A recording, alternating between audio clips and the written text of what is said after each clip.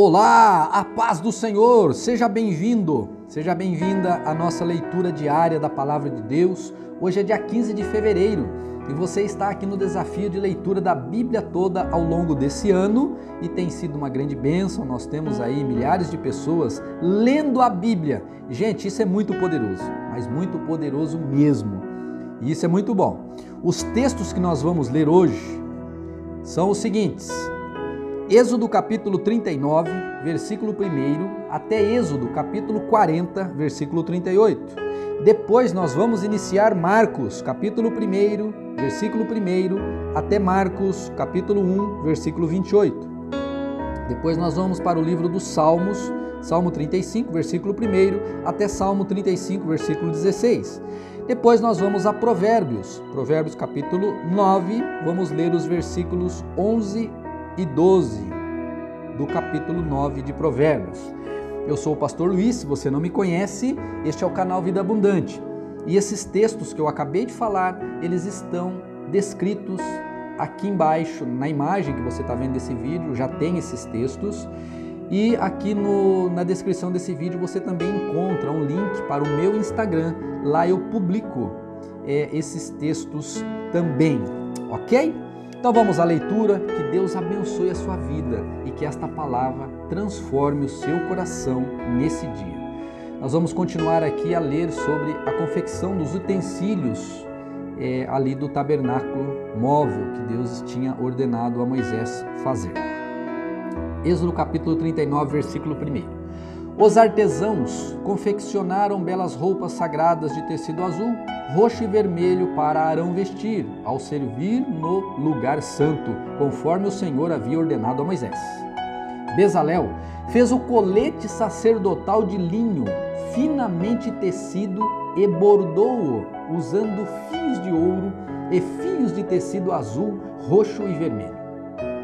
Para fazer os fios de ouro, bateu o metal até formar lâminas finas e as cortou em fios. Com grande habilidade, eu acho isso maravilhoso, e cuidado, bordou os fios de ouro no linho fino, com fios de tecido azul, roxo e vermelho. O colete sacerdotal tinha 2 peças, unidas nos ombros por 2 ombreiras. O cinturão decorativo era feito dos mesmos materiais, linho finamente tecido, bordado com fios de ouro e fios de tecido azul, roxo e vermelho, conforme o Senhor havia ordenado a Moisés. 2 pedras de ônix foram presas em suportes de filigranas de ouro. Nas pedras tinham sido gravados os nomes das tribos de Israel, da mesma forma que se grava um selo. Bezalel prendeu as pedras às ombreiras do colete como recordação de que o sacerdote representava os israelitas. Tudo isso foi feito conforme o Senhor havia ordenado a Moisés. Bezalel fez o peitoral com grande habilidade e cuidado. Confeccionou-o de modo que combinasse com o colete sacerdotal, usando linho finamente tecido, bordado com ouro e com fios de tecido azul, roxo e vermelho. Fez o peitoral de uma só peça, dobrada de tecido, formando um bolso quadrado com 22 centímetros e meio de lado.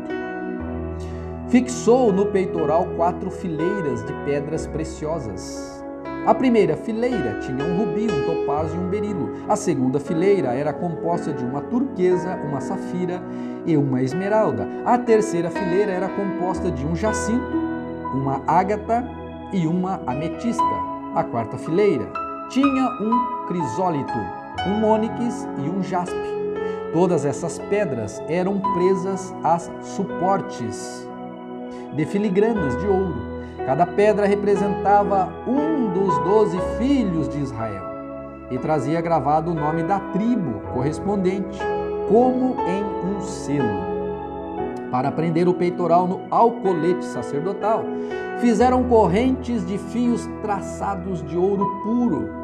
Fizeram também 2 suportes de filigranas de ouro e 2 argolas de ouro, que foram presas aos cantos superiores dos suportes.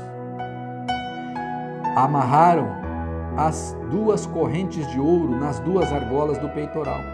Amarraram as outras pontas das correntes aos suportes de filigrana de ouro sobre as ombreiras do colete. Em seguida, fizeram mais 2 argolas de ouro e as prenderam às bordas interiores do peitoral, junto ao colete. Fizeram outras 2 argolas de ouro e as prenderam à parte da frente do colete, abaixo das ombreiras, e logo acima do nó que amarrava o cinturão decorativo ao colete. Prenderam as argolas inferiores do peitoral às argolas do colete com cordões azuis, para que o peitoral ficasse firmemente preso ao colete acima do cinturão. Tudo isso foi feito conforme o Senhor havia ordenado a Moisés. Bezalel fez de uma só peça de tecido azul o manto que é usado com o colete sacerdotal, com uma abertura no meio da peça para a cabeça de Arão. A abertura foi reforçada com uma argola, para que não se rasgasse.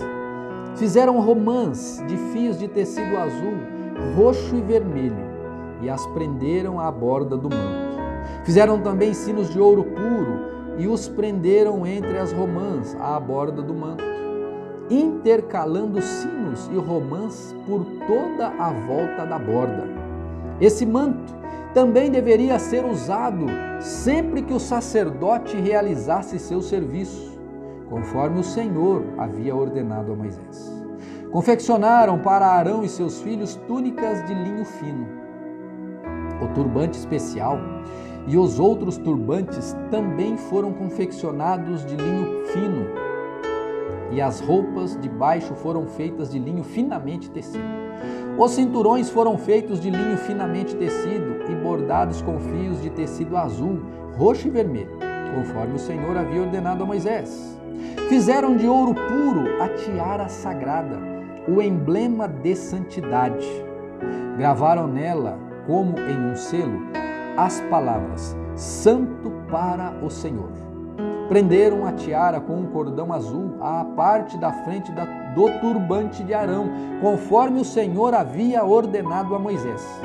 Assim, a construção da tenda do tabernáculo foi concluída. Os israelitas fizeram tudo conforme o Senhor havia ordenado a Moisés. Então, apresentaram a Moisés o tabernáculo completo, a tenda com toda a sua mobília, os colchetes, as armações, os travessões, as colunas e as bases, as coberturas da tenda, feitas de peles de carneiro tingida de vermelho e couro fino, a cortina interna que protegia a arca da aliança e as varas para transportá-la, a tampa da arca, que é o lugar de expiação, a mesa de todos os seus utensílios, os pães da presença, o candelabro de ouro puro, com as suas lâmpadas simétricas, com todos os seus acessórios, o óleo de oliva para a iluminação, o altar de ouro, o óleo da unção e o incenso perfumado, a cortina para a entrada da tenda, o altar de bronze com as grelhas de bronze, as varas para transportá-los e os seus utensílios, a bacia de bronze e seu suporte, a cortina para as divisórias do pátio, as colunas e suas bases, a cortina para a entrada do pátio, as cordas e as estacas, todos os seus utensílios a serem usados durante as cerimônias no tabernáculo, a tenda do encontro, as roupas finamente confeccionadas para os sacerdotes vestirem, enquanto, servindo no lugar santo, essas roupas deveriam ser usadas, as roupas sacerdotais sagradas de Arão e as roupas que seus filhos vestiriam durante o serviço. Os israelitas seguiram todas as instruções que o Senhor tinha dado a Moisés acerca da obra. Então, Moisés inspecionou todo o trabalho. Quando verificou que tinha sido feito conforme o Senhor havia ordenado, abençoou o povo. O Senhor disse a Moisés: arme o tabernáculo, a tenda do encontro, no primeiro dia do mês. Coloque a arca da aliança dentro dele e pendure a cortina interna para proteger a arca. Depois traga a mesa para dentro e coloque sobre ela os utensílios. Traga também o candelabro e instale suas lâmpadas. Ponha o altar de ouro para o incenso diante da arca da aliança e pendure a cortina à entrada do tabernáculo. Coloque o altar do holocausto diante da entrada do tabernáculo. A tenda do encontro também coloque lá. Coloque a bacia entre a tenda do encontro e o altar e encha-a de água. Em seguida, arme o pátio ao redor da tenda e pendure a cortina da entrada do pátio. Em outras palavras, monte aí o tabernáculo e coloque tudo no lugar. Versículo 9. Pegue o óleo da unção e unja o tabernáculo e toda a sua mobília para consagrá-los. Assim, ele será santo. Unja o altar do holocausto e seus utensílios para consagrá-los. Assim, ele será santíssimo. Depois unja a bacia e seu suporte para consagrá-los. Traga Arão e seus filhos até a entrada da tenda do encontro e lave-os com água. Vista Arão com as roupas sagradas e unja-o e consagre-o para que me sirva como sacerdote. Traga os filhos de Arão e vista-os com as túnicas. Unja-os como ungiu o pai deles, para que também me sirvam como sacerdotes. Com a unção, os descendentes de Arão serão separados para sempre, de geração em geração. Moisés fez tudo o que o Senhor lhe havia ordenado. O tabernáculo foi armado no primeiro dia do mês do segundo ano. Para armar o tabernáculo, Moisés colocou as bases em seus lugares, encaixou as armações e prendeu os travessões e levantou as colunas. Em seguida, estendeu a tenda sobre a estrutura do tabernáculo e por cima colocou a cobertura, conforme o Senhor havia ordenado. Pegou as tábuas da aliança e as colocou dentro da arca. Prendeu a arca às varas para transportá-la e a cobriu com a tampa, o lugar da expiação. Depois trouxe a arca da aliança para dentro da tenda do encontro e pendurou a cortina interna, que a protegeria, conforme o Senhor havia ordenado. Em seguida, Moisés colocou a mesa da tenda do encontro do lado norte do lugar santo, do lado de fora da cortina interna. Arrumou sobre a mesa os pães da presença diante do Senhor, conforme o Senhor havia ordenado. Pôs o candelabro dentro da tenda do encontro e em frente à mesa, do lado sul do lugar santo. Acendeu as lâmpadas na presença do Senhor, conforme o Senhor havia ordenado. Colocou também o altar de ouro para o incenso na tenda do encontro, diante da cortina interna, e queimou sobre ele incenso perfumado, conforme o Senhor havia ordenado. Pendurou as cortinas à entrada do tabernáculo e colocou o altar do holocausto perto da entrada do tabernáculo, a tenda do encontro. Apresentou sobre o altar um holocausto e uma oferta de cereal, conforme o Senhor havia ordenado. Em seguida, Moisés colocou a bacia entre a tenda do encontro e o altar e encheu-a de água para que os sacerdotes pudessem se lavar. Moisés, Arão e os filhos de Arão usavam a água da bacia para lavar as mãos e os pés. Lavavam-se cada vez que se aproximavam do altar e entravam na tenda do encontro, conforme o Senhor havia ordenado.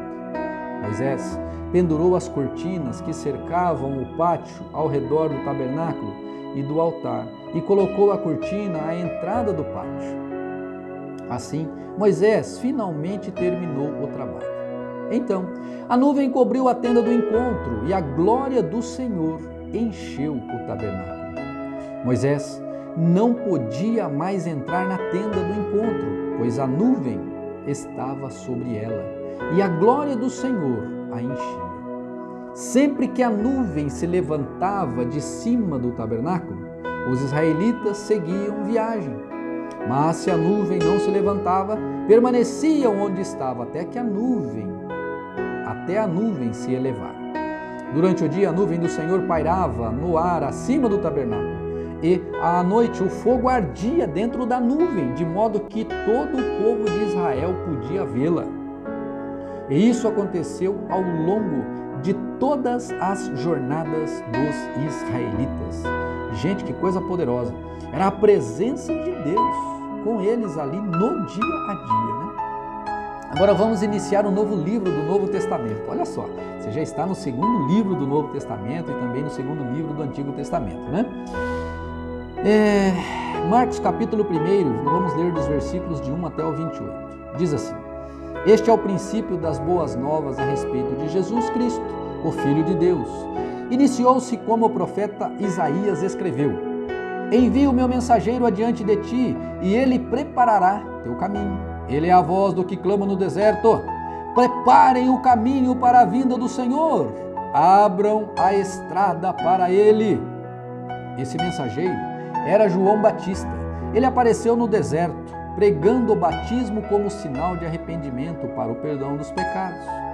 Gente de toda a Judéia, incluindo moradores de Jerusalém, saía para ver e ouvir João.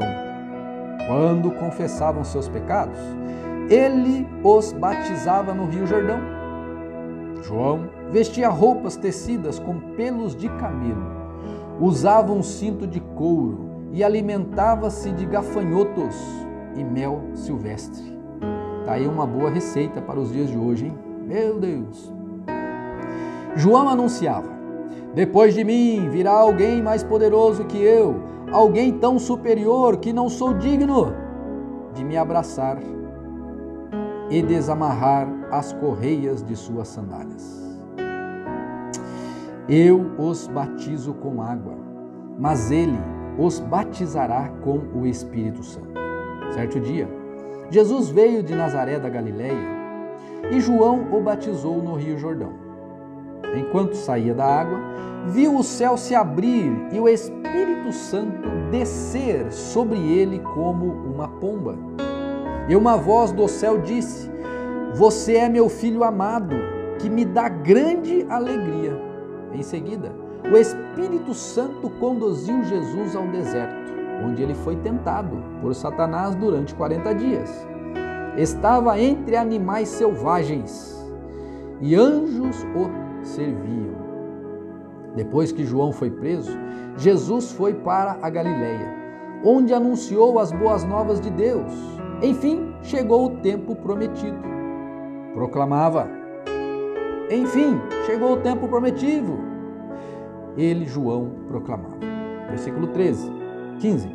O reino de Deus está próximo. Arrependam-se e creiam nas boas novas. Enquanto andava à beira do mar da Galileia, Jesus viu Simão e seu irmão André. Jogavam as redes ao mar, pois viviam da pesca. Jesus lhe disse: Venham, sigam-me, e eu farei de vocês pescadores de homens. No mesmo instante, deixaram suas redes e o seguiram. Pouco mais adiante, Jesus viu Tiago e João, filhos de Zebedeu, consertando redes num barco. Chamou-os de imediato e eles também o seguiram, deixando seu pai Zebedeu no barco com os empregados. Jesus e seus discípulos foram à cidade de Cafarnaum. Quando chegou o sábado, entrou na sinagoga e começou a ensinar. Esta é a primeira aparição pública na sinagoga de Jesus Cristo.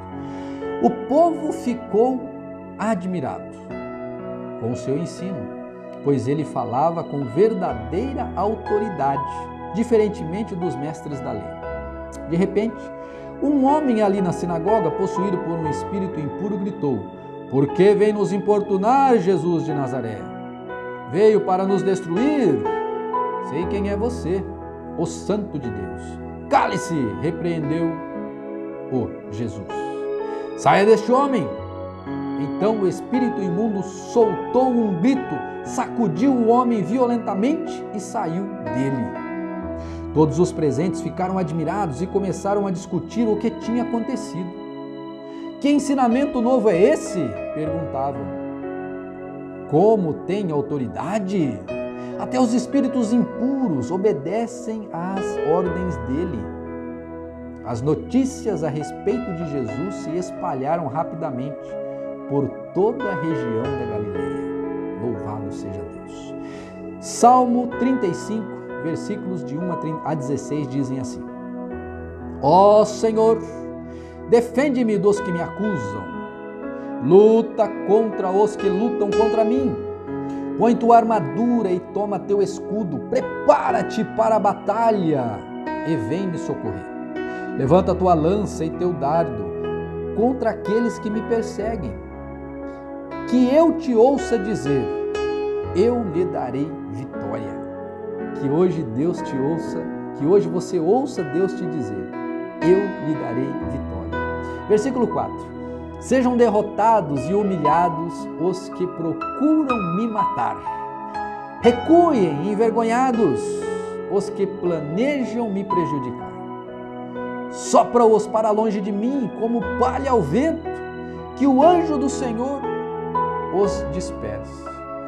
Torna o caminho deles escuro e escorregadio, e que o anjo do Senhor os persiga. Não lhes fiz mal algum, mas eles me prepararam uma armadilha. Sem motivo, abriram uma cova para me pegar. Portanto, que venha sobre eles a destruição repentina. Sejam pegos na armadilha que me prepararam. Sejam destruídos na cova que abriram para mim. Então me alegrarei no Senhor e exultarei, porque Ele me salva. Eu o louvarei com todos os ossos do meu corpo. Senhor, quem se compara a ti? Quem além de ti resgata o indefeso das mãos do forte?